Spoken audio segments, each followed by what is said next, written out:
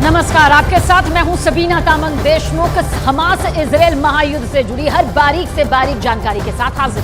नमस्कार, मैं हूं आपके साथ शिवानी पांडे और बड़ी खबर के साथ शुरुआत करेंगे। हमास के खिलाफ जंग में इजराइल के सैनिकों की मौत का आंकड़ा बढ़ता जा रहा है। इजराइल का दावा है कि हमास के खिलाफ इस जंग में 7 अक्टूबर से लेकर अब तक उसके 338 सैनिक अपनी जान गंवा चुके हैं।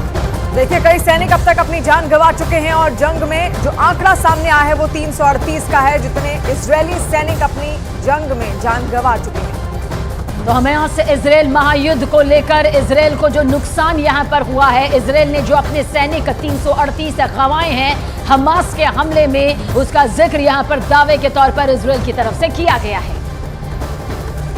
और तस्वीरें भी आप तबाही की देखिए किस तरीके से वहां से सामने आ रही हैं। एक के बाद एक हर मोर्चे पर इजराइल लगातार गाजा को, हमास को घेरता हुआ दिख रहा है और हमास के कई ठिकाने उसकी तरफ से अब तक नेस्तनाबूद इसी तरीके से किए जा चुके हैं।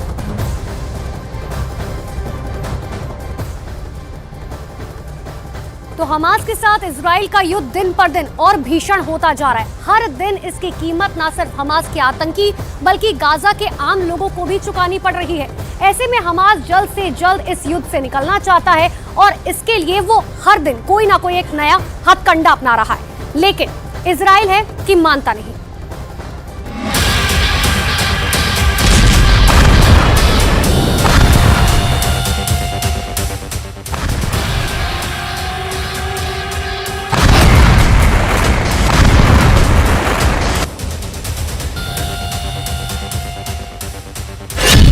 इजराइल को धमकी दी, बात नहीं बनी।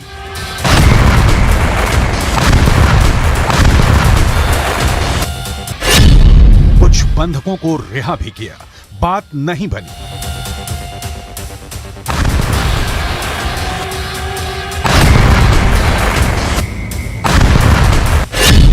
कई देशों से दबाव बनवाया, बात नहीं बनी।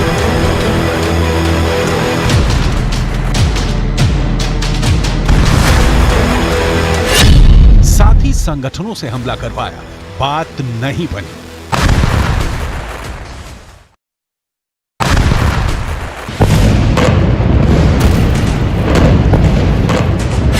सबकी रिहाई की भी शर्त रख दी, बात फिर भी नहीं बनी।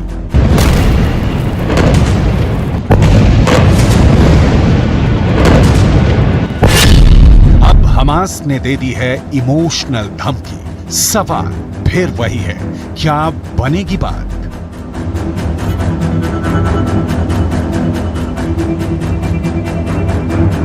हर दिन इजराइल के हमलों में खुद को बर्बाद होता देख हमास घबराया हुआ है। हर रात के हमले के बाद सुबह के आंकड़ों में हमास आतंकियों की तादाद कम से कम होता देख हमास बौखलाया हुआ है। वो इजराइल को लगातार सब कुछ बर्बाद करने की धमकी दे रहा है। वो इजराइल को फिर से 7 अक्टूबर जैसे कई हमलों की भी धमकी दे रहा है, लेकिन हमास को खत्म करने की कसम खा बैठे इजराइल को मानो ना कुछ सुनाई दे रहा है, ना कुछ दिखाई दे रहा है, बल्कि हर धमकी के बाद इजराइल का हमला और तेज होता जा रहा है। ऐसे में अब हमास ने एक नया दांव खेला है, इमोशनल धमकी वाला दांव।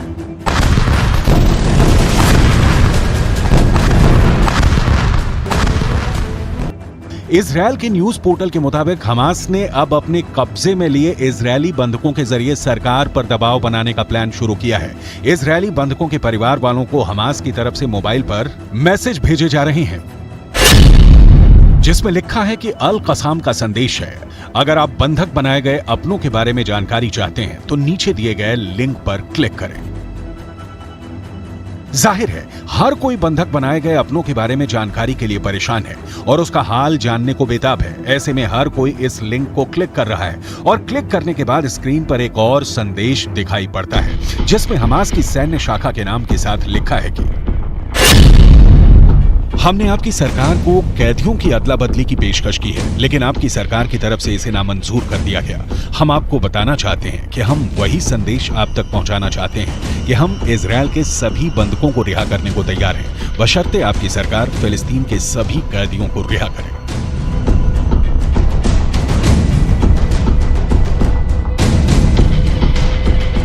हमास का यह संदेश न सिर्फ बंधक बनाए गए लोगों के परिवार तक पहुंचाया जा रहा है, बल्कि आम इजरायली लोगों तक भी इस मैसेज को पहुंचाने की कोशिश की जा रही है। मकसद साफ है किसी भी तरह से युद्ध से बाहर निकलना। हमास जानता है कि बंधकों की रिहाई को लेकर इजरायल के आम लोगों में गुस्सा है और बंधकों के परिवार हर दिन सरकार के खिलाफ प्रदर्शन करके दबाव बना रहे हैं। हमास अब इसी विरोध का फायदा उठाना चाहता है और लोगों को भेजे जा रहे इस मैसेज को वो बड़े मौके के रूप में देख रहा है।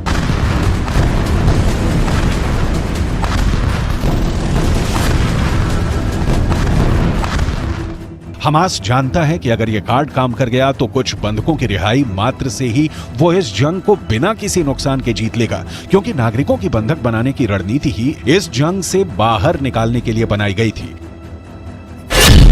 तो फिलिस्तीन के कैदियों की रिहाई हो जाएगी।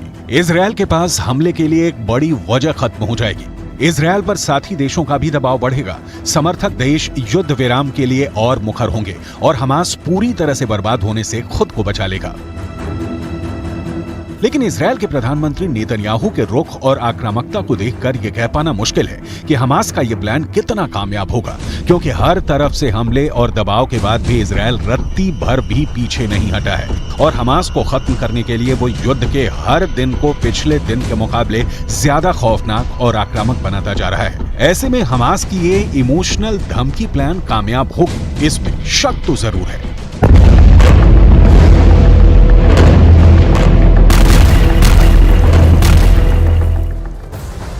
इजरायल और हमास में जारी जंग के बीच बहुत बड़ी खबर निकलकर सामने आ रही है। क्या ये खबर है आप तक पहुंचाते हैं। आज हिजबुल्लाह चीफ हसन नसरुल्लाह युद्ध के दौरान पहली बार भाषण देने वाला है, जिस पर पूरी दुनिया की निगाहें टिकी हुई हैं। हालांकि अभी तक हिजबुल्लाह इजरायल के खिलाफ खुलकर जंग में नहीं उतरा है। दूसरी तरफ इजरायल के घेरने वाली चौकड़ी में चौथे किरदार की जल्द एंट्री होने वाली है। और इसी के साथ माना यह भी जा रहा है कि इराक और सीरिया में मौजूद ईरान समर्थित लड़ाके जंग में उतरने वाले हैं। इतना ही नहीं, तीसरा अपडेट यह है कि सीरिया ने हिजबुल्लाह को मिसाइल डिफेंस सिस्टम देने का ऐलान भी कर दिया।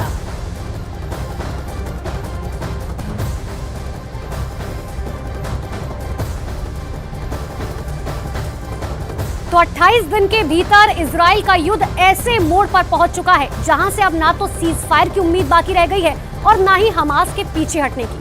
क्योंकि आप समझिए, अब हमास का साथ देने के लिए ईरान ने अपने पत्ते खोलने शुरू कर दिए हैं। इराक और सीरिया में मौजूद ईरान समर्थित लड़ाके अब लेबनान और वेस्ट बैंक पहुंचने वाले हैं। इस बात का ऐलान अब से कुछ घंटे पहले ही हो चुका है। ये दोनों ग्रुप अगर युद्ध में उतरे तो ये जंग और विध्वंसक हो जाएगी।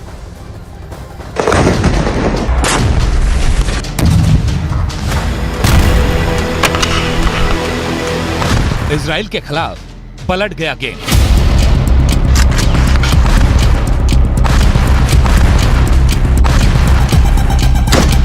ईरान का खूंखार दस्ता लेबनान रवाना।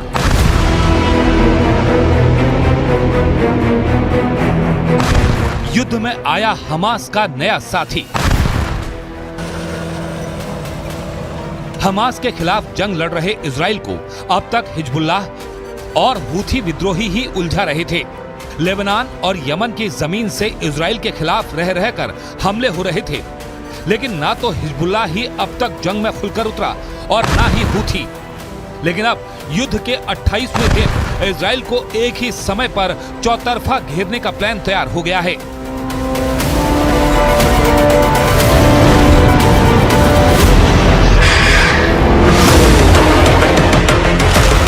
इराक में मौजूद ईरान समर्थित लड़ाकों ने युद्ध में उतरने का ऐलान कर दिया है।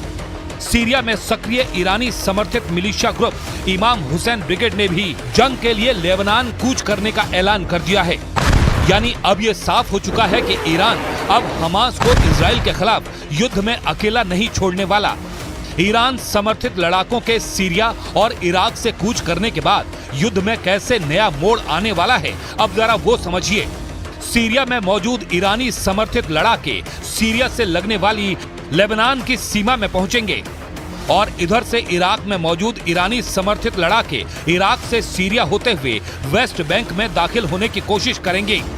मतलब एक साथ ये दोनों ईरानी समर्थित ग्रुप इजराइल के खिलाफ दो मोर्चों को मजबूत करेंगे। युद्ध के मैदान में इस बड़े डेवलपमेंट के बाद ईरान भी अब पूरी तरह एक्टिव हो गया है। ईरान पर अब तक पर्दे के पीछे से ही हमास को कंट्रोल करने के आरोप लगते रहे थे, लेकिन अब ईरान भी धीरे धीरे अपने गेम से पर्दा उठा रहा है। गुरुवार को ईरान के विदेश मंत्री ने बयान जारी कर कहा, मैंने हमास के पॉलिटिकल ब्यूरो के प्रमुख से फोन पर बात की। बातचीत में गाजा और वेस्ट बैंक में बने हालात पर चर्चा हुई।